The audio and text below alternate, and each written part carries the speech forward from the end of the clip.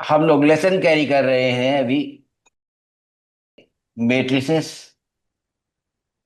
जैसा कि पहले ही बताया है कि ये चैप्टर एक साथ है। 12वीं के बाद पुस्तक है मैट्रिक्स एल्जेब्रा। तो मैट्रिसेस एंड डिटर्मिनेंट्स एक साथ आ गया, जिसमें कि डिटर्मिनेंट्स चौथा चैप्टर लिखा गया है। मैंने आपसे कहा है कि आप देखिएगा कि किस तरफ जाता है पहले, मैट्रिसेस की तरफ कि डिटर्मिनेंट्स की तरफ। तो कई बार ये कठिनाई रही है कि पहले क्या इंट्रोड्यूस किया जाए। डिटर्मिनेंट्स की मैट्रिसेस एडिटर्स के सामने, विद्वानों के सामने,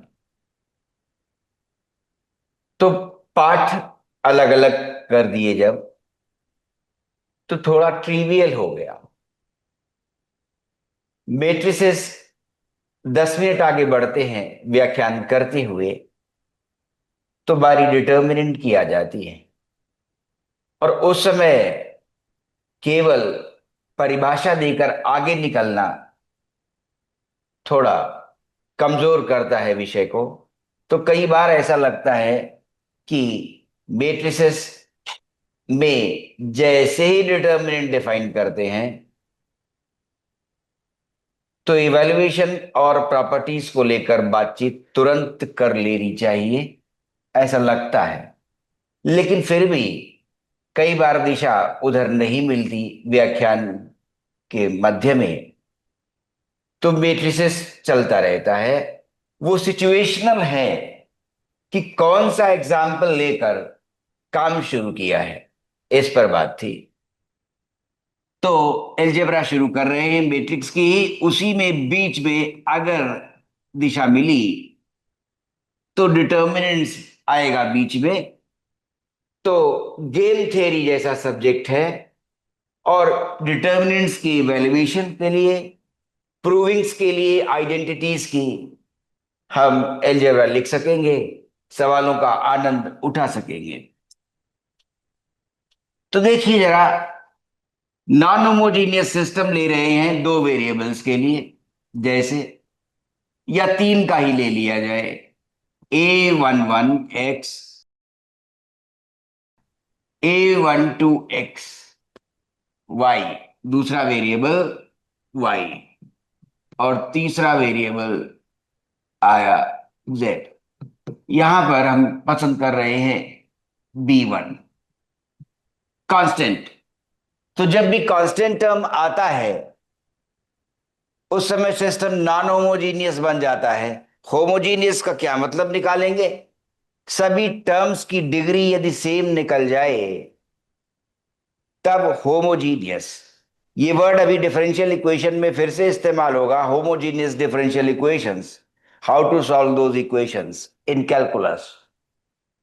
इसी तरह से फिर से याद दिला रहे हैं 10th की ओर से दो वर्ड्स। हो सकता है अब ये याद न रहे हो, मैं याद दिला रहा हूं। Homogeneous and non homogeneous. हमने पाया एक्स, वाई और जेड, एक्स की पावर 1, वाई की पावर 1, जेड की पावर 1। ठीक। अगर ये कांस्टेंट टर्म इधर आएगा तो कांस्टेंट टर्म की डिग्री तो जीरो होती है। तो क्या हुआ? एक डिग्री, एक डिग्री, एक डिग्री, और ये 0 डिग्री का। तो चार टर्म्स में से तीन टर्म्स 1 डिग्री के हैं, चौथा टर्म 0 डिग्री का है। So all the terms here are not of same degree. एक ही डिग्री के ये चारों टर्म्स नहीं मिलेंगे। जब चारों टर्म्स एक ही डिग्री के नहीं मिलेंगे, तो सिस्टम जो बनेगा एक्स वाई जेड वेरिएबल में तीन इक्वेशंस का, वो नॉन होमोजीनियस सिस्टम कहलाएगा। और यदि तीनों ही टर्म्स जो आए हैं, चौथा टर्म यदि आ रहा है, और अगर वो केवल सभी के लिए जीरो बना तो राइट हैंड साइड जीरो बनेगी, उस समय सिस्टम होमोजीनियस हो जाएगा।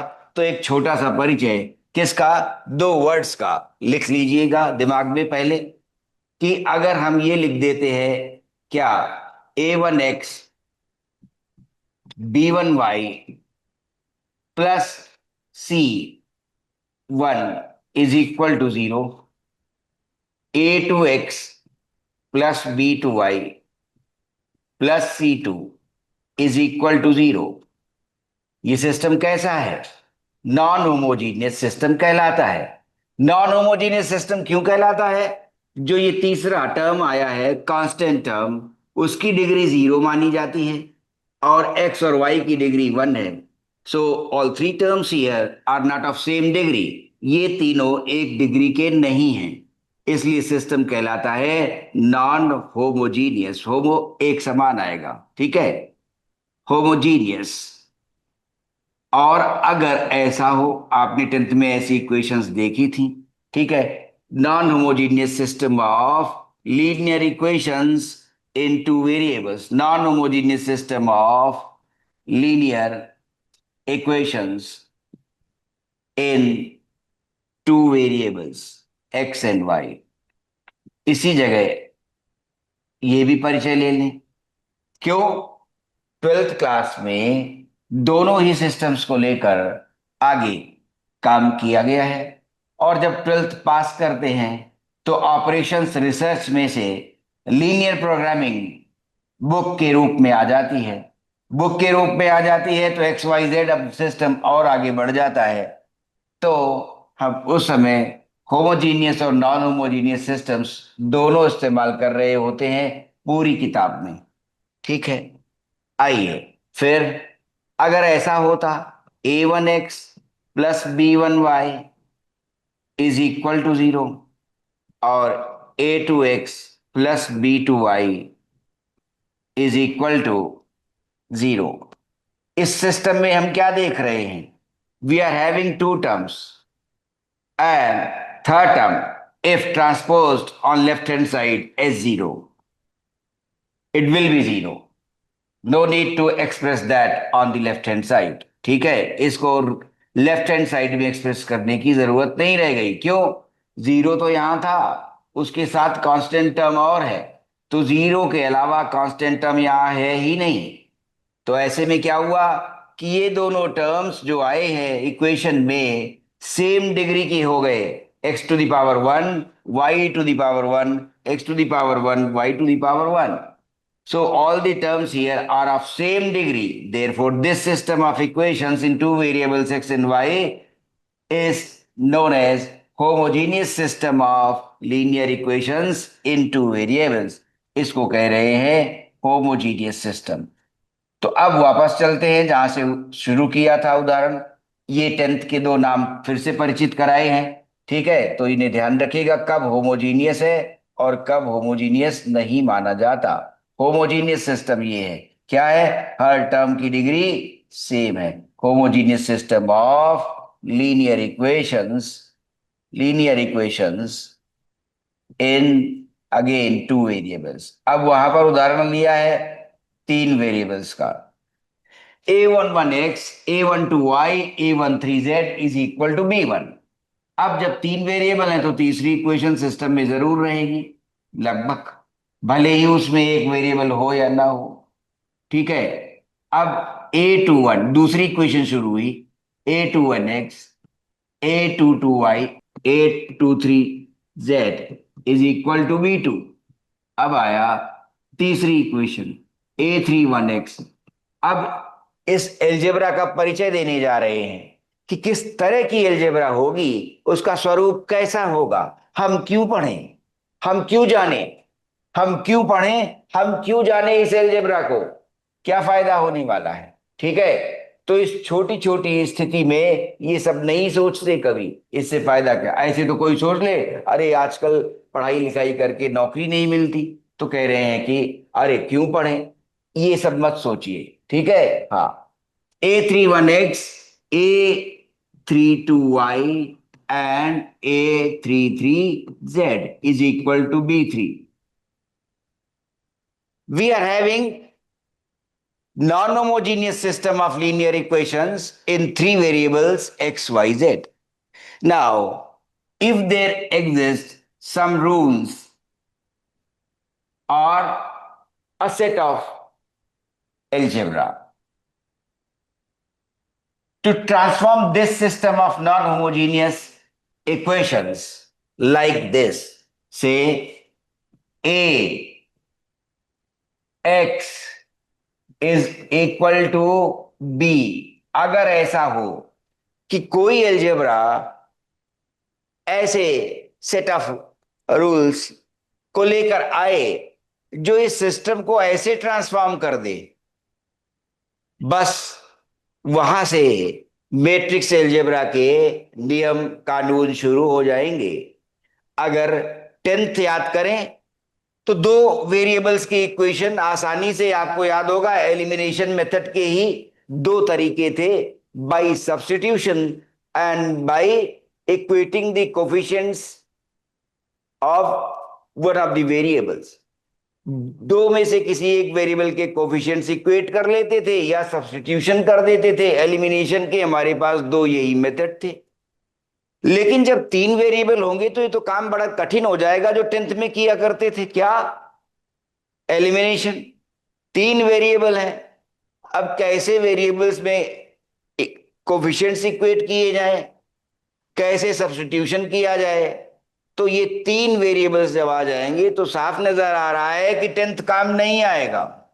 ठीक है, तब फिर कोई दूसरी नियमावली चाहिए एल्जेब्रा की, और उसी एल्जेब्रा की नियमावली मैट्रिक्स एल्जेब्रा बन जाएगी, और मैट्रिसेस हम चैप्टर का नाम दे देंगे।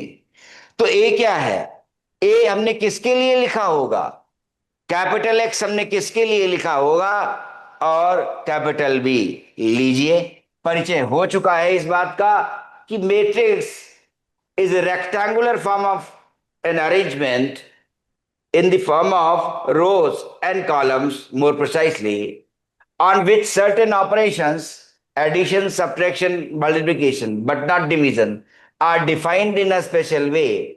रेक्टेंगुलर फॉर्म का अरेंजमेंट होता है, रोज और कॉलम्स उसके अंदर लिखे होते हैं, उनके अंदर जो एंट्रीज हैं, एलिमेंट्स हैं, वो वेक्टर्स कहलाते हैं, ये भी बताया था।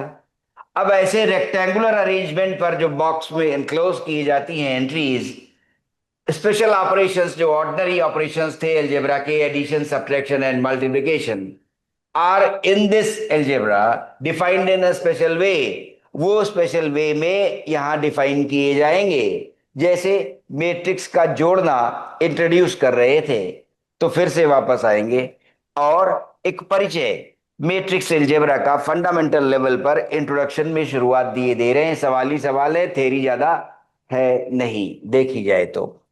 X is equal to b, और सवाल भी काम के हैं, 8-10 नंबर का चैप्टर बन जा सकता है। ठीक है, आसानी से दोनों मिला के, matrices and determinants. X is equal to b, so A here is a coefficient matrix कहलाएगा, और उसमें एक्स वाई जेड की गुणांक एनक्लोज कर दिए जाएंगे in the form of rose and columns. A11 order का परिचय पहले से दे चुके हैं, A11, A12, A13, A21, A22 and A23, A31 and A32, then A33। All right, matrix A, और इसका ऑर्डर क्या है? 3x3। As we are having 3 rows and 3 columns, square matrix बना। ये भी याद रहे कि जब रोज और कॉलम्स इक्वल थे तो स्क्वायर मैट्रिक्स का नाम ले चुके हैं। अब फिर एक्स कैसा है? कैपिटल एक्स देखें, इनके नाम क्या दिए जाते हैं? ये कैपिटल एक्स, जो ये वेरिएबल थे तीन, एक्स वाई जेड, इनको कॉलम के रूप में ले रहा है, एनक्लोज कर लिया। और इसका ऑर्डर क्या हुआ? How many rows are here? 3 rows are here. How many columns are here? 1 column. So this matrix x is having order 3x1, या 3x1 का है। तो जब मैट्रिक्स में एक ही कॉलम होगी तो वो कॉलम वेक्टर के नाम से जाना जाता है।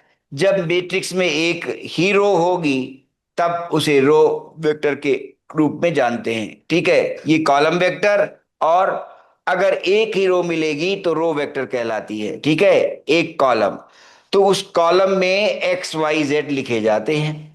अब बी में क्या लिखा जाएगा ये भी देखा जाए।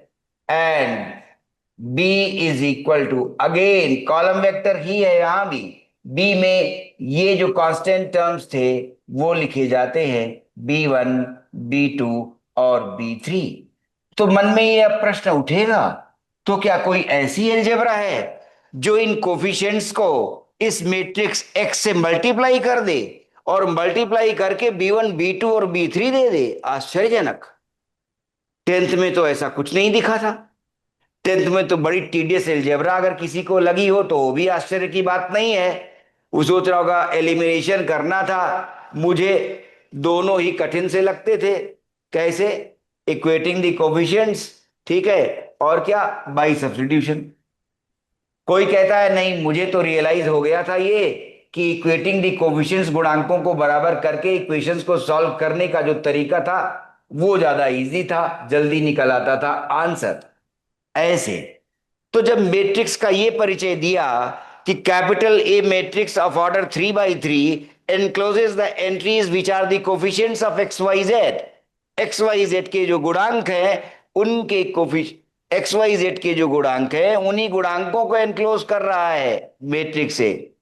और कैपिटल एक्स मैट्रिक्स जो 3 by 1 ऑर्डर का है उसमें केवल एक कॉलम आई है, वो कॉलम वेक्टर कहलाती है। एक कॉलम जब होगी तो मैट्रिक्स का नाम है कॉलम वेक्टर। जब एक ही कॉलम होगी तो मैट्रिक्स का नाम है कॉलम वेक्टर, ठीक है। अच्छा, इसमें फिर ध्यान रहे, इसमें भी एक ही कॉलम आई है और 3 रोज हैं, 3 by 1 की है ये, तो ये भी कॉलम वेक्टर ही बोली जाएगी, ठीक है, कॉलम वेक्टर, ठीक है।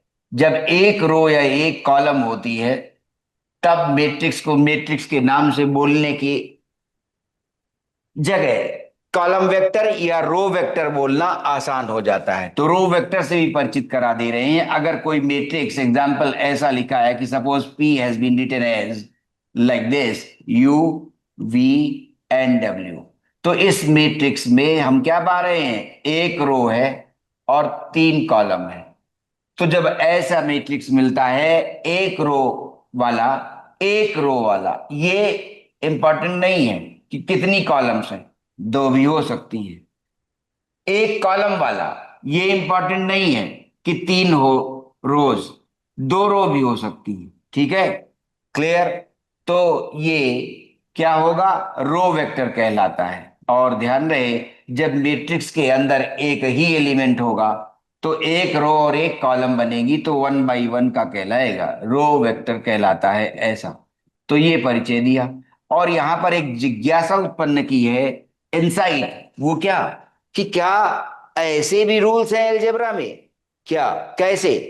कि इस नॉन होमोजीनियस सिस्टम को हम अगर रेक्टेंगुलर बॉक्सेस में कोफिशिएंट्स और ये कांस्टेंट टर्म्स कलेक्ट करके और वेरिएबल लेके ऐसे 3 बॉक्स सेट करें, तो ये 3 बॉक्स जो अब नियम कानून फॉलो करेंगे यहां पर एल्जेब्रा का, तो क्या उससे ये B1, B2 और B3 प्राप्त हो सकते हैं ए को एक्स से मल्टीप्लाई करने पर? यहां तो यही लग रहा है कि ए मैट्रिक्स जो गुणांकों को ले रहा है एक्स वाई जेड के, अगर एक्स मैट्रिक्स में जो कॉलम वेक्टर है जिसमें वेरिएबल एक्स वाई जेड आए हैं, तो क्या मैट्रिक्स अगर ये दोनों मल्टीप्लाई हो जाए तो क्या B1, B2 और B3 मिलेगा?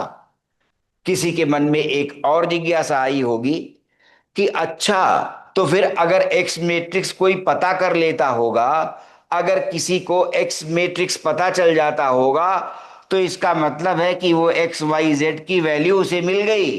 अगर किसी को ये वाला मैट्रिक्स पता चल जाएगा, उसे वो निकाल लेगा, तो पता क्या चला कि एक्स वाई और जेड की वैल्यू पता चल गई। तो क्या ऐसा भी होगा?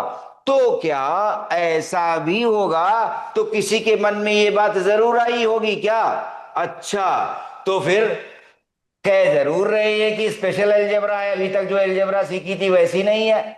इसमें साफ लग तो रहा है, क्यों भाई, इसमें साफ लग तो रहा है कि एक्स ऐसे निकाल लिया होगा इन्होंने, B/A आराम से निकल आएगा एक्स। तो लग तो ऐसी ही अलजेब्रा रही है जैसे अब तक सीख आए थे। क्यों? इसमें एक्स निकाल लेंगे, B/A। लेकिन जब मैट्रिक्स डिफाइन किया है तब कहा है operations, addition, subtraction and multiplication, और वहां डिवीजन का नाम नहीं लिया है, जैसे वेक्टर्स में vector A by vector B, ये नाम नहीं लिया, तो उसी तरह से यहां ये नाम नहीं लिया है मैंने जब परिचय दिया था परिभाषा का, क्या कि operations addition subtraction and multiplication यहीं रुक गया, डिवीजन नहीं बोला। Are defined in a special way, जोड़ना घटाना और गुणा स्पेशल मैनर में रीडिफाइन करेगी ये अलजेब्रा इन बॉक्सेस का, ठीक है, और हमें एक्स का मान दे देगी। और जब एक्स मैट्रिक्स इस कॉलम वेक्टर का मान पता चल जाएगा तो इसका अर्थ यही होगा कि अगर यहां मान लो लिखा हो एक्स की जगह 1, यहां लिखा हो y की जगह 2, और यहां z की जगह लिखा हो -1, तो 1, 2 और -1 ये वैल्यूज आ गई एक्स वाई जेड की। तो लग रहा है ऐसा हुआ होगा, क्यों, साफ दिख तो रहा है, जब इन्होंने A x is equal to B लिखा है तो पक्की बात है एक्स कैसे निकलेगा, ऐसे निकलेगा। लेकिन सभी को याद आ रहा होगा कि जब मैंने डेफिनेशन बोली थी तब मैंने ये कहा है addition subtraction and multiplication, division का नाम ही नहीं लिया था। अरे वाह, तब तो फिर ये बात गलत हो जाएगी क्योंकि इन्होंने डिवीजन का नाम तो लिया ही नहीं था। तो क्या मैट्रिक्स अलजेब्रा डिवीजन डिफाइन नहीं करेगी, देखते हैं आगे क्या होता है। लेकिन अभी तो जो अलजेब्रा आ रही है वो स्पेशल अलजेब्रा है, तभी मैट्रिक्स अलजेब्रा का नाम उसे दिया जा रहा है स्पेशल अलजेब्रा। क्यों, दिस इज गोइंग रॉन्ग, ये रॉन्ग है, ये नहीं लेगी मैट्रिक्स अलजेब्रा, ये स्वीकार नहीं करेगी, ये गलत मानेगी, ठीक है। अरे तो फिर एक्स का मान कैसे निकलेगा, अगर अब जो अलजेब्रा सीखी जाएगी मैट्रिक्स अलजेब्रा, अगर वो ये नहीं करने देगी, अगर वो ये नहीं करने देगी तो फिर कैसे जान पाएगी एक्स को, पता ही नहीं कर पाएगी। आश्चर्यजनक है, इस अलजेब्रा में नई बात क्या आएगी जो ये कहेगी कि एक्स का मान निकाल भी लेगी और ये कहेगी कि x is not equal to B by A, ऐसा है। तो अब मैट्रिक्स अलजेब्रा इस आधारभूत ज्ञान पर परिचय जो दिया गया, ठीक है, उसके साथ शुरू करने जा रहे हैं कि आखिर फिर ये एक्स जाना कैसे जाएगा, जब ये कहा जा रहा है कि x is equal to B by a is inadmissible here, यहां पर ये ऑपरेशन इनएडमिसिबल है, इनवैलिड माना जाएगा, गलत है। तो फिर सही क्या है, आश्चर्य की बात है कि फिर एक्स निकलेगा कैसे, जब अब तक की पढ़ी हुई अलजेब्रा आसानी से बताती है यही कि भाई अगर P Q is equal to R लिखा हो तो कोई भी कहेगा Q is equal to R by P, या कोई भी कहेगा P is equal to R by Q.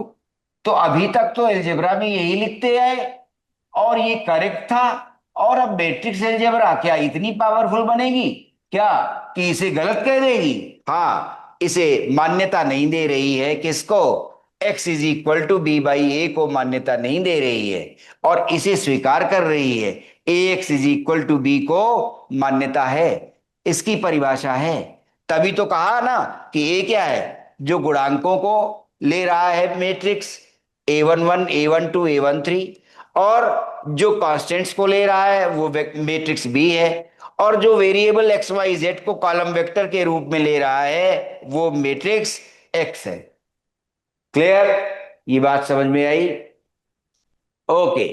आइए, तो इतनी बात हुई, तो अब इस बात के लिए इंसाइट डेवलप हुई होगी कि फिर A x is equal to B निकलेगा कैसे, ठीक है। तो इस एलजेब्रा की ओर आज आगे बढ़ेंगे, ठीक है। आइए, चलिए, तो क्या डिफाइन कर चुके थे, एडिशन डिफाइन कर चुके थे, उसी में सब्ट्रैक्शन भी ले लिया था, ठीक है, तो मल्टीप्लिकेशन ही आएगा।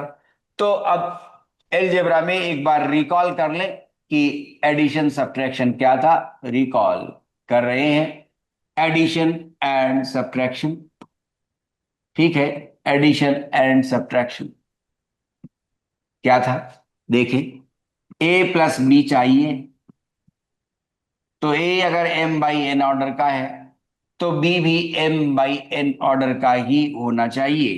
ठीक है, क्लियर? ये इस तरह की बात है, तभी जुड़ सकते हैं, इक्विवेलेंट होने चाहिए, सेम ऑर्डर, तब जोड़ सकते हैं या घटा सकते हैं। ठीक है, लेट एक एक मैट्रिक्स मान रहे हैं, क्या दो ऑर्डर का ले रहे हैं या दो का ही ले रहे हैं, 1 2 0 1, और मैट्रिक्स बी ले रहे हैं 3 4 2 3, ऐसा। ये 2/2 का है और ये 2/2 का है।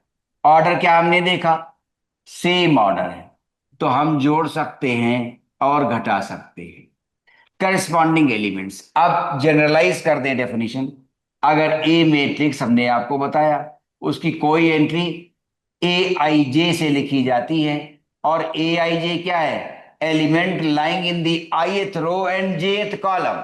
ठीक है, ए आई जे क्या लोगे, ए आई जे element in the ith row and jth column, element in the ith row and jth column, ith row में या ith row and jth column, ith row and jth column में है aij, element in the ith row and jth column।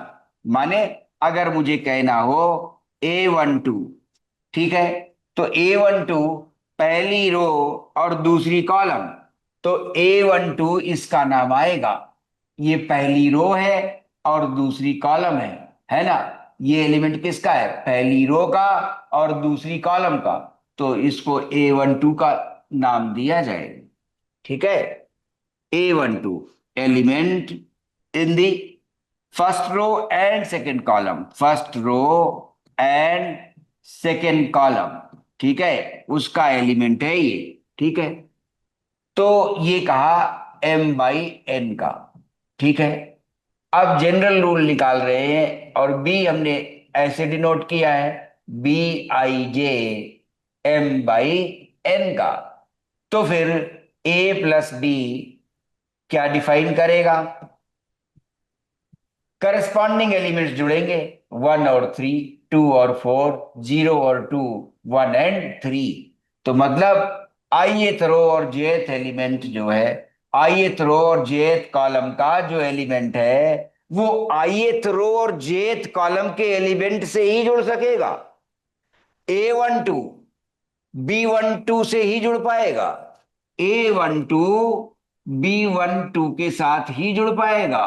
ठीक है, तो इसीलिए define कर दे रहा हूं, A i j plus B i j, और m/n का ऑर्डर ही मिलेगा। तो एग्जाम्पल में क्या हुआ, एग्जाम्पल जो था हमारे पास ये वाला, इसमें आ गया, देखिए जोड़िए, 1 and 3 4, क्यों, A11 तो B11, ठीक है, A12 तो B12, तो करस्पॉन्डिंग एलिमेंट्स, ith रो और jth कॉलम का एलिमेंट ith रो और jth कॉलम के एलिमेंट से ही दूसरे मैट्रिक्स में जुड़ पाएगा, नहीं तो नहीं। ठीक है, मतलब ये एक इस तीन से नहीं जोड़ सकते, क्यों नहीं, ये A11 है, first row and first column, और ये क्या है, second row and second column, तो फिर नहीं जुड़ सकता। ठीक है, तो 1 और 3 4, 2 और 4 6, 0 और 2 2, और 1 और 3 4 जुड़ गया। ठीक, ये आया आंसर। ठीक है, a प्लस बी का।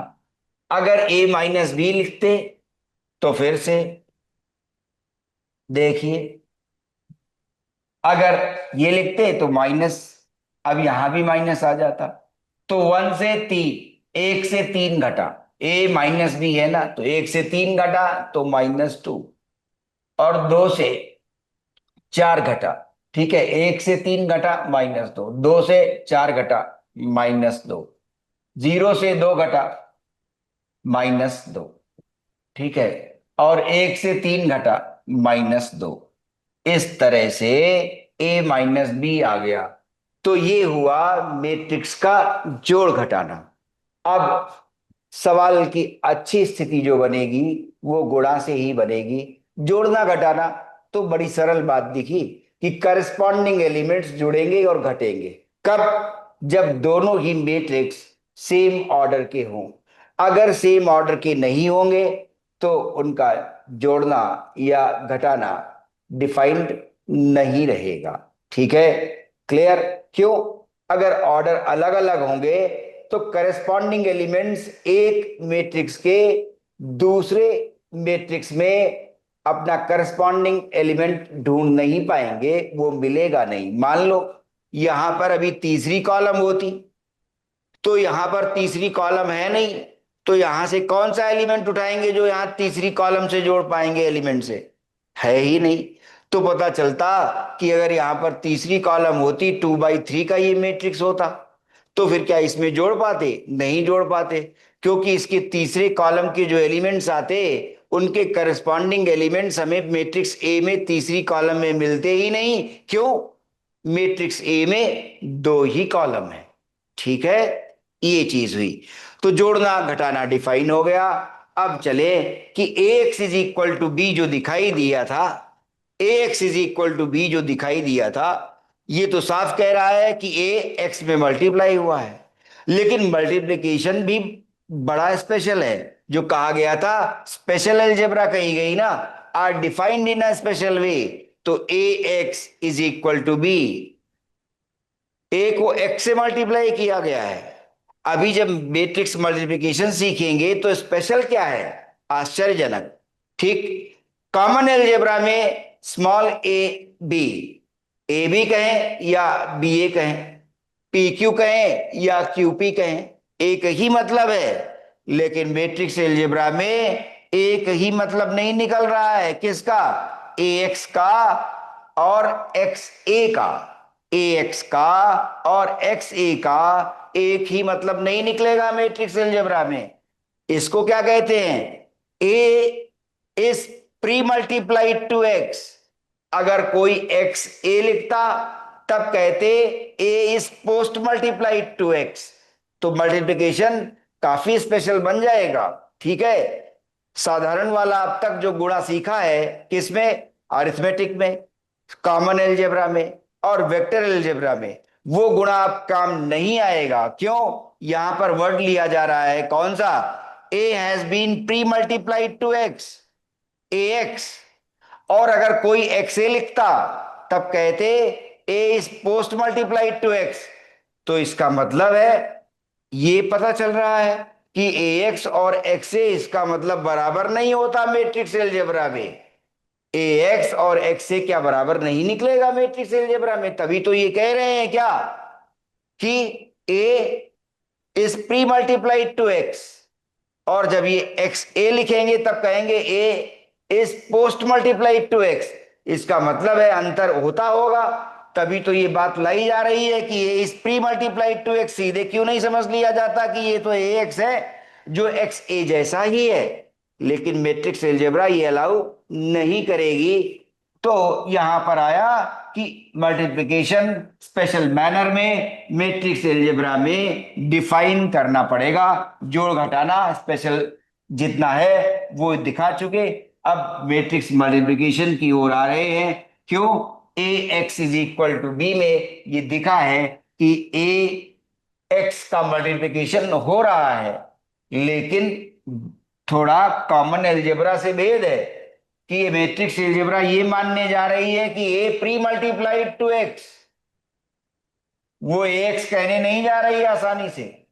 वो कहेगी कि ए एक्स और एक्स ए में अंतर है। ठीक है, आइए देखिए कैसा अंतर।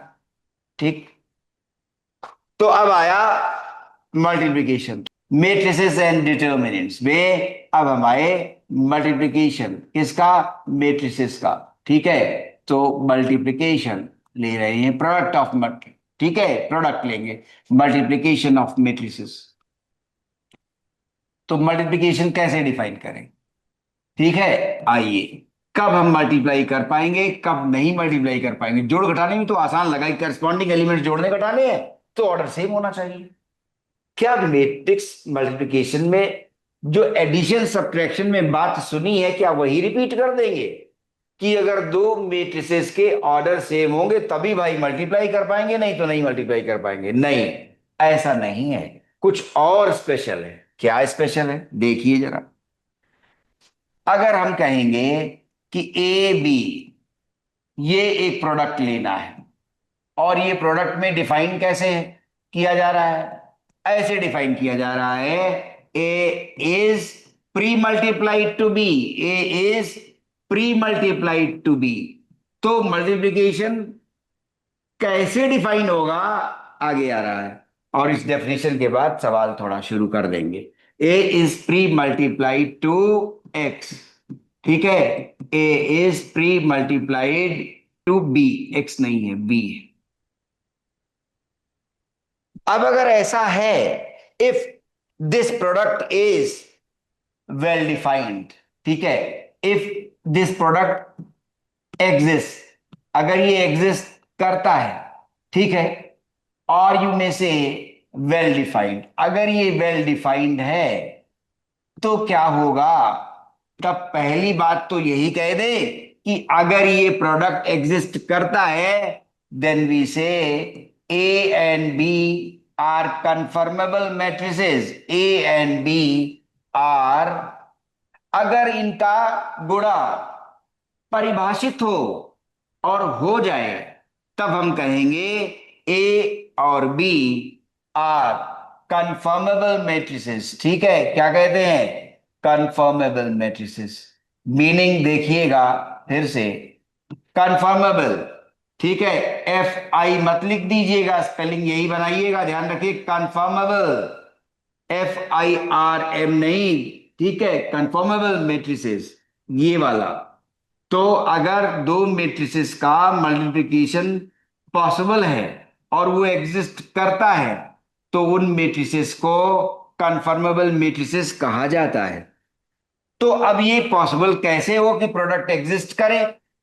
For A B to exist, for A B in which we see that A is pre-multiplied to B, or you can say B is post-multiplied to A, तब क्या हो? तो अगर ए बी आ रहा है, for A B to exist, क्या होना चाहिए? जो कह रहे थे कि स्पेशल मैनर में डिफाइंड होगा और वो मैट्रिसेस कंफर्मेबल मैट्रिसेस कहलाएंगे। For A B to exist क्या होना चाहिए? बड़ा सरल, बहुत सरल, गेम थ्योरी जैसा। जैसे कि मान लो माताएं जब खाना बनाना सिखा रही होती हैं कई बार, ठीक है, तो उस समय जितना कठिन सा लगता हो, ठीक है, वैसा नहीं, गेम थ्योरी जैसा। ए बी टू एग्जिस्ट क्या होना चाहिए? Number of columns in A B defined है, एग्जिस्ट कर रहा है, तो क्या होना चाहिए? Number of columns in A में जितनी कॉलम्स हैं, number of columns in, number of columns in A में जितनी कॉलम्स हैं, number of columns in A is equal to the number of rows in B, number of rows in B. A में जितनी columns हैं, ठीक है, number लिख दें पूरा, ठीक है, number of columns in A में जितनी कॉलम्स हो तो बी में उतनी ही रोज हो, number of rows in B, तब तो मल्टीप्लाई हो पाएगा, नहीं तो नहीं। ठीक है, तो देखिए क्या उसमें पॉसिबल था जो कह रहे थे कि ए एक्स होता है? देखें नंबर ऑफ कॉलम्स इन ए, कितनी कॉलम्स हैं ए में? एक, दो और तीन, ठीक है, number of columns in A एक, दो और तीन is equal to the number of columns is equal to the number of rows in B, number of columns in A is equal to the number of rows in X. ठीक है, columns कितनी है? एक, दो, तीन, और अब x में कितनी रोज होनी चाहिए? 3 रोज होनी चाहिए, है 3 रोज ना? देखो 3 रोज हैं, 1, 2 और 3, ठीक है। तो इसका मतलब हुआ कि जो डेफिनेशन आ रही है प्रोडक्ट ऑफ मैट्रिसेस में, कंफर्मेबल मैट्रिसेस की, उसके लिए हमारा यहां ए एक्स वेल डिफाइंड है। क्यों? Number of columns in A is equal to the number of rows in X. A में जितनी कॉलम हो, एक्स में उतने ही रोज हो। ए में जितनी कॉलम्स हो, एक्स में उतनी ही रोज हो। कॉलम्स कितनी है? 3। एक्स में रोज कितनी है? 1, 2, 3। ये बात थी। तो अब देखें जरा, कह रहे थे ना कि अब पाठ धीरे धीरे सवाल के लिए खुलेगा। अब बाद में देखेंगे। ये तो हो गया क्या कि नंबर ऑफ कॉलम्स इन ए, तो ये तो केवल क्या हुआ? प्रीमिसेस, कि हम इस प्रीमिसेस में ही मैट्रिसेस को मल्टीप्लाई कर सकते हैं। लेकिन मल्टीप्लिकेशन करेंगे कैसे, ये भी तो बात होनी चाहिए। ठीक है, आपने कहा कि ए की कॉलम्स की संख्या बी के रोज की संख्या से मैच करनी चाहिए, तभी कंफर्मेबल होगा मैट्रिसेस में प्रोडक्ट, नहीं तो नहीं। तो ठीक है, मान लेंगे कि किसी ए को किसी बी से मल्टीप्लाई किया जा सकता है तभी जबकि ए की कॉलम्स की संख्या बी के रोज की संख्या से मैच करती हो, एक जैसी हो। लेकिन फिर मल्टीप्लिकेशन कैसे किया जाए? तो आइए देखते हैं कि मल्टीप्लिकेशन कैसे हो रहा है। और ये कहा था ना, गेम थ्योरी जैसा। 12th क्लास की किताब में कम से कम 5 चैप्टर गेम थ्योरी जैसे ही हैं। ठीक है, कि बस कोई नया गेम खेलना है। पूरे संसार में जैसे 360 से ऊपर भाषाएं मान लें, ऐसे ही 300-400 गेम्स हैं। न जाने कितने गेम्स हैं, स्पोर्ट्स में चीजें हैं, हम नहीं जानते। कोई कहता है हम क्रिकेट नहीं जानते, कोई कहता है हम क्रिकेट बहुत अच्छा जानते हैं, लेकिन बास्केटबॉल के रूल्स क्या हैं गेम्स के, हमें पता नहीं है। ठीक है, ऐसे है ना, ये होता है। Number of columns in A is equal to number of rows in B. ये तो आधारभूत बात है, फंडामेंटल लेवल पर ए और बी को कंफर्मेबल कहने का डेफिनेशन हुआ ये, कि ए और बी कंफर्मेबल कब होंगे प्रोडक्ट के लिए? जब ए की कॉलम्स, ए जो पहले लिखा गया है उसकी कॉलम्स की संख्या जो दूसरे नंबर पर लिखा गया है उसकी रोज की संख्या, ठीक है, जब बराबर होगी तभी ए बी कैरी आउट किया जा सकता है एज प्रोडक्ट, अदरवाइज नॉट। ठीक है, तो आइए, 1, 2, 3, 4 ये ले लिया ए, और ये ले लिया बी। 1, 0, 0, 2 ये ले लिया बी। देखें क्या ए बी पॉसिबल है? फिर बाद में ये भी आएगा कि जो प्रोडक्ट मैट्रिक्स होगा उसका ऑर्डर क्या होगा। देखें ए बी, ये क्या है? 2 बाई 2 का, कॉलम्स की संख्या क्या है? 2। ये क्या है? 2 बाई 2 का, ठीक है। तो रोज की संख्या क्या है? 2। ये क्या हो गई? इक्वल हो गई। तो माने ए बी प्रोडक्ट कैरी किया जा सकता है। अब कैसे कैरी किया जाएगा उसे देखिए। चलिए, कैसे शुरू करोगे? याद रहे, ए से रो, जैसे रो की तरह, और ये ए की, ए में चलेंगे रो वाइज और बी में चलेंगे कॉलम वाइज। ए में रो वाइज और बी में कॉलम वाइज, ठीक है। हाँ, तो चलिए, ए में रो वाइज, तो रो ऐसे और कॉलम ऐसे। तो पहली रो और पहली कॉलम, ठीक है, किसके एलिमेंट्स लेंगे? किसकी करस्पॉन्डेंस कराएंगे? तो करस्पॉन्डेंस कराएंगे पहली रो और पहली कॉलम की। करस्पॉन्डेंस किसकी? पहली रो पहली कॉलम। अब फिर पहली रो, अभी पहली कॉलम तो हो गई, अब दूसरी कॉलम बाकी रहेगी, तो जो दूसरा एलिमेंट आएगा उसमें करस्पॉन्डेंस किसकी है? पहली रो और दूसरी कॉलम की। अब दूसरी, पहली रो और दोनों कॉलम हो गई ना, ठीक। अब दूसरी रो, दूसरी रो तो पहली कॉलम, और अब दूसरी रो तो दूसरी कॉलम, इनकी करस्पॉन्डेंस होगी। अच्छा, अब ये तो आपने करस्पॉन्डेंस देखी कि ऐसे इनको मिलाएंगे, ठीक है। अब यहां पर जो एलिमेंट आएगा उसे दिखा रहे हैं कैसे। R1C1 पर जो एलिमेंट आएगा वो क्या है, उसे यहां डिफाइन कर दें। ठीक है, देखो जरा कैसे। 1 into 1, 1 into 1 plus 2 into 0, corresponding elements 2 into 0। देखो, 1 into 1 रो से कॉलम की ओर, 1 into 1 एंड 2 into 0, क्या आ गया? 1 into 1 1 एंड 2 into 0 0 आ गया। ठीक है, तो 1 रह गया। आइए, अगर हमें ये वाला चाहिए होता, R1C2, तो ये एलिमेंट अगर चाहिए, ठीक है, ये एलिमेंट अगर चाहिए तो क्या होता? पहली रो और अब दूसरी कॉलम है ना, पहली रो दूसरी कॉलम, तो करस्पॉन्डेंस देखिए, 1 into 0, 1 into 0 plus 2 into 2, correspondence इस तरह से 2 into 2, 1 into 0 क्या हो गया? 0, 2 into 2 4 हो गया। तो ये एलिमेंट आ गया। ऐसे ही अभी 2-3 बार में दिख जाएगा आपको, जो चलने का रूल है, ठीक है, वो पता चल जाएगा। अब क्या, R2C1 लिखना होता तो क्या लिखते? दूसरी रो और पहली कॉलम, तो माने फिर से वही, दूसरी रो और पहली कॉलम माने 3 into 1 एंड 4 into 0, 4 into 0। ये अलग से नहीं करना पड़ेगा, सिखाने के लिए ऐसे लिख रहे हैं, पहले बता रहे हैं ना, परिचय दे रहे हैं। 4 into 0 0 हो गया, 3 into 1 3 रह गया।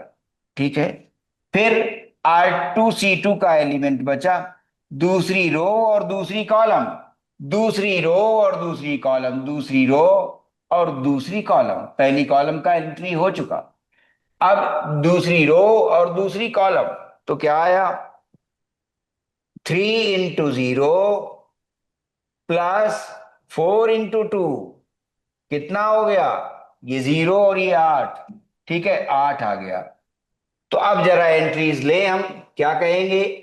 तो ये लिखना नहीं है बार बार, सीधे यहीं पर आएंगे। ठीक है, अभी जब अगला मल्टीप्लिकेशन करेंगे 3 ऑर्डर वाला, तब आप देख पाएंगे कि सीधे लिखेंगे, ये नहीं दिखाएंगे। ये डिफाइन करने के लिए, समझाने के लिए लिखा है, आपको ये लिखना नहीं है। डायरेक्ट 1438 पर पहुंचेंगे कैसे?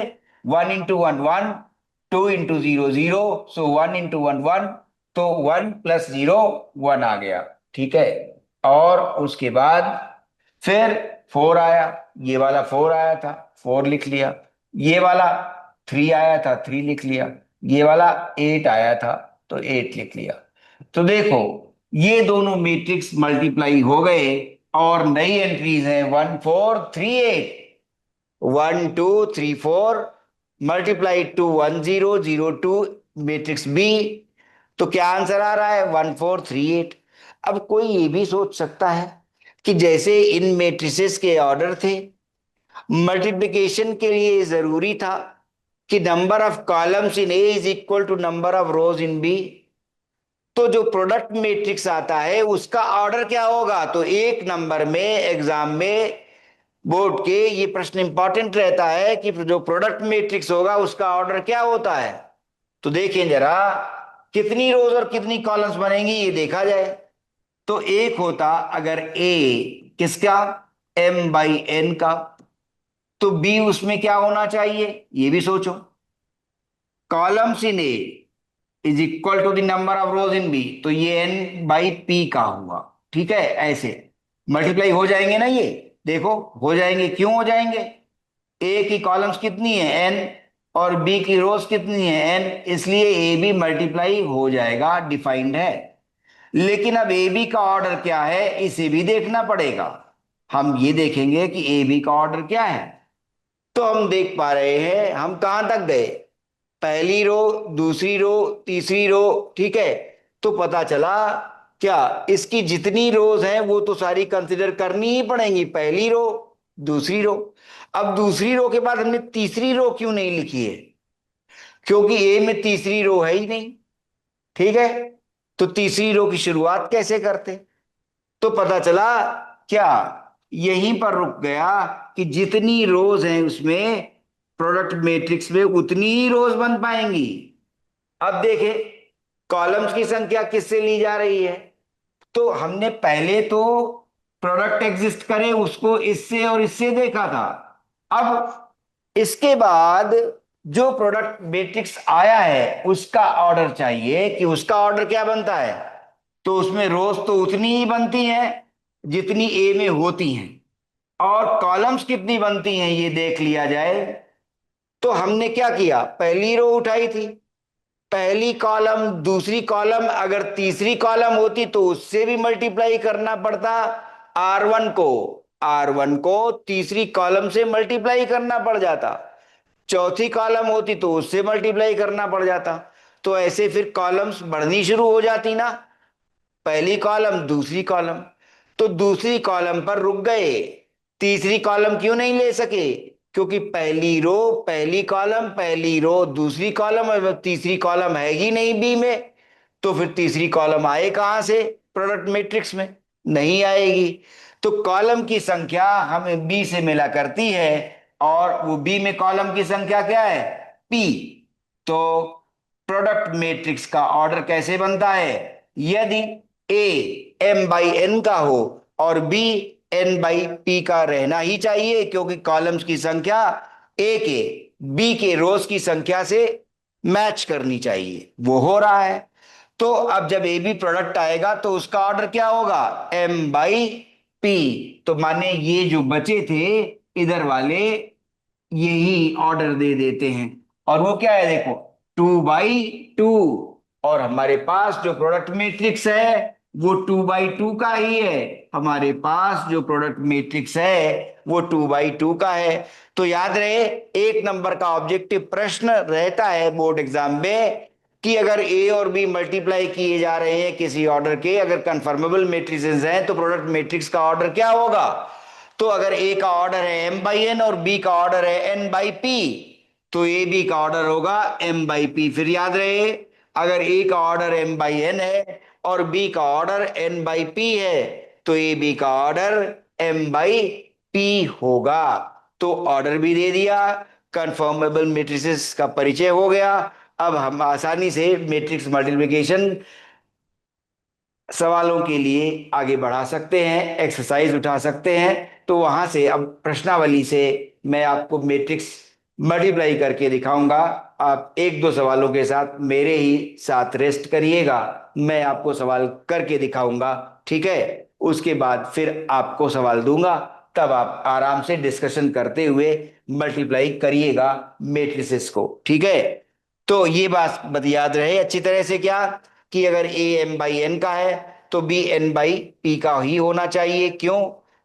जितनी कॉलम्स ए में होती हैं उतनी रोज बी में होनी चाहिए, इसलिए एन मैच करना था। और जो मैच करता है उसके अलावा जो बचता है एम और पी, वही ऑर्डर बन जाता है प्रोडक्ट मैट्रिक्स का, ठीक है। और कैसे बन गया वो भी दिखा दिया कि भाई अगर पहली रो ली थी तो पहली कॉलम दूसरी कॉलम, कॉलम्स एग्जॉस्ट हो गई, तो अब आगे तो नहीं बढ़ सकते तीसरी कॉलम लाने के लिए, इसलिए दो ही कॉलम बची।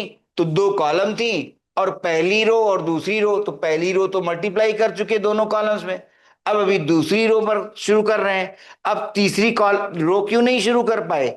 तीसरी रो इसलिए नहीं शुरू कर पाए क्योंकि ए में अब तीसरी रो थी ही नहीं, इसलिए तीसरी रो नहीं शुरू कर पाए। तो बंधन क्या लग गया, एम बाई पी का बंधन लग गया कि जितनी रोज होती हैं ए में, ठीक है, और बी में जितनी कॉलम्स होती हैं वही ऑर्डर बन जाता है किसका, प्रोडक्ट मैट्रिक्स ए बी का।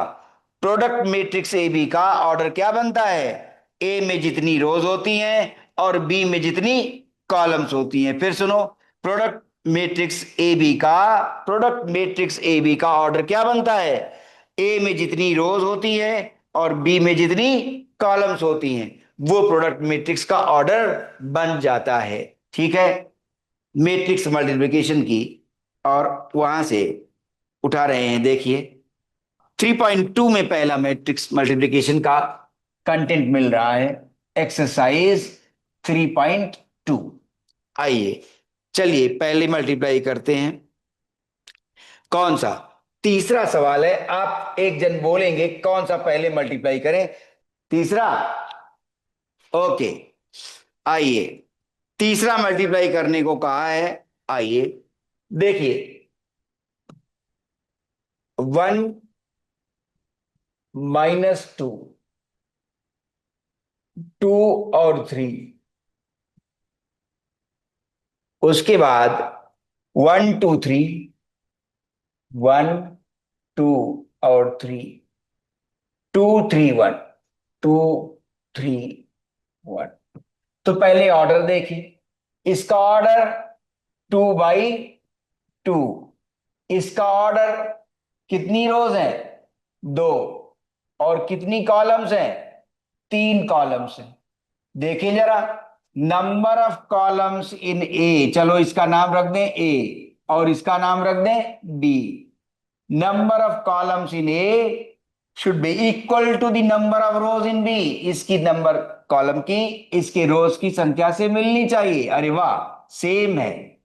ठीक, ये सेम है, तो माने क्या हुआ? ए बी कंफर्मेबल हो गए, है ना? ये कंफर्मेबल क्यों? हमें ये बात मिल गई कि ए की कॉलम संख्या बी की रो की संख्या से मिल रही है, तो ए बी एग्जिस्ट करेगा। अब चलें, देयरफॉर ए बी आया। क्या सिखाया था?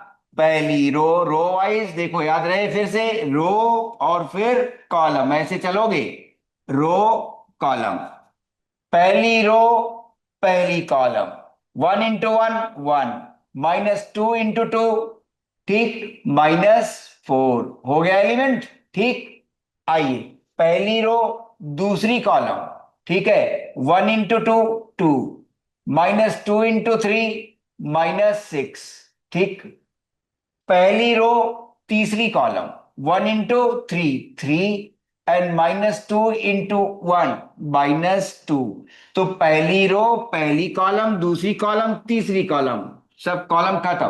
अब वापस, अब दूसरी रो पहली कॉलम, 2 × 1 2, 3 × 2 6, ठीक है, तो आ गया। फिर दूसरी रो दूसरी कॉलम, 2 × 2 4, 3 × 3 9, ठीक है, 2 × 3 दूसरी रो तीसरी कॉलम, 2 × 3 6, 3 × 1 1। आइए कंप्यूट कर दीजिए। 1 - 4 = -3। आंसर भी देखिए एक जन, 2 - 6 -4, 3 - 2 1, 2 + 6 8, 4 + 9 13, 6 × 1 6। तो अब आंसर देखा जाए और देखें ऑर्डर सही है। क्या कहा था? इससे और इससे ऑर्डर बनता है। देखें ऑर्डर क्या है? 2/3 बनना चाहिए। देखें बना कि नहीं बना? 2 rows are there, 3 columns are there, correct. तो 2/3 का प्रोडक्ट मैट्रिक्स बी बन गया। -3 -4 1, 8 13 एंड 9, ठीक है, 8 13 एंड 9, यहां पर एंट्री चेक करो, ठीक है, 8 13 एंड 9, ये भी गड़बड़ हो रही है, ठीक। 2 × 3 6, एंड 3 × 1 3, ठीक है, ये था क्या? 2 × 3 6, 3 × 1 3, तो 6 + 3 कितना आ गया? 9 आ गया, ठीक है, वो इंटू लग गया था। आया, चेक हो गया, प्रोडक्ट ए बी आ गया आपके पास, -3 -4 1, 8 13 एंड 9, ठीक है। एक और हो सकता है, 30 सेकंड लगेंगे, कौन सा कर दें बोलिए? पांचवा, ओके, वेल डन। तो पांचवा पार्ट है 3.2, सवाल नंबर 3 और उसका पांचवा पार्ट। ठीक, आइए देखिए पांचवा पार्ट, 2 1 3 2 -1 1, ठीक है, ये रेक्टेंगुलर है थोड़ा, स्क्वायर नहीं है। 2 1, उसके बाद 3 2 और -1 1, ठीक है। और उसके बाद आया 1 0 1, और फिर आया -1 2 और 1। पहले ऑर्डर कंफर्म करें। चलो इसको P मान देते हैं, इसको Q मान देते हैं। इसका ऑर्डर 3 रोज 3, कॉलम कितनी 2, 3/2। इसमें देखें क्या है, कितनी रोज 2 रोज, और कितनी कॉलम्स 3। तो पता क्या चला, number of columns in A ये है, is equal to the number of rows in B. सही। तो इसका मतलब है पी क्यू एग्जिस्ट करेगा, पी क्यू एग्जिस्ट। ठीक है, क्यों, कॉलम्स की संख्या रोज की संख्या से मैच कर गई। ठीक है, अब हम लोग प्रोडक्ट लिख लेते हैं। चलिए, पी क्यू प्रोडक्ट कितना आया देखा जाए। पहली रो पहली कॉलम, 2 गुणा 1 2, 1 गुणा -1, ठीक है। अच्छा, पहली रो दूसरी कॉलम, 2 × 0 0, 1 × 2 2। फिर पहली रो दूसरी कॉलम, 2 × 1 2, 1 × 1 1, ठीक। अब फिर से पहली रो हो गई, तीनों कॉलम्स एग्जॉस्ट हो गई। अब दूसरी कॉलम शुरू, दूसरी रो शुरू, 3 × 1 3, 2 × -1 ठीक है। अब दूसरी रो दूसरी कॉलम, 3 × 0 0, 2 × 2 4। फिर से दूसरी रो तीसरी कॉलम, 3 × 3 और 2 × 2, ठीक है। अच्छा, अब तीसरी शुरू होगी, -1 × 1 -1, 1 × -1 फिर तीसरी रो चल रही है। अब दूसरी कॉलम बची, 0 -1 × 0, 1 × 2 2, और फिर -1 × 1 -1, 1 × 1 1। आ गए एलिमेंट्स। देखिए कितना हुआ, 2 - 1 इज 1, फिर 2, 2 + 1 3, 3 - 1 2, 4, 3 + 2 5, और -2 2, एंड 1 -1 0। और ऑर्डर भी देख ले, क्या कहा था, ऑर्डर किससे मिलता है, इससे और इससे। पहले वाले की रोज और दूसरे वाले की कॉलम। देखें 3 × 3 बन रहा है, ठीक है, 3 × 3 बना है। देखें 3 रोज और 3 कॉलम्स, ऑर्डर सही है। इसका भी आंसर चेक कर ले और क्लास को यहीं पर विश्राम देंगे। 3.2 थर्ड सवाल का पांचवा part, 1 2 3, yes, first row. Second row 1 4 5, 1 4 5 ये देखना है, इसको चेक करना है। 1 देख लीजिए, ये वाला, ठीक है। दूसरी रो 3 एकम 3 और 2 एकम -2, ये -2 था, तो ये कितना आ गया 1, और ये -2 चेक हो गया। 3/3 का आंसर प्रोडक्ट मैट्रिक्स मिल गया। 1 2 3, 1 4 5, -2 2 0। ओके, हरे कृष्णा।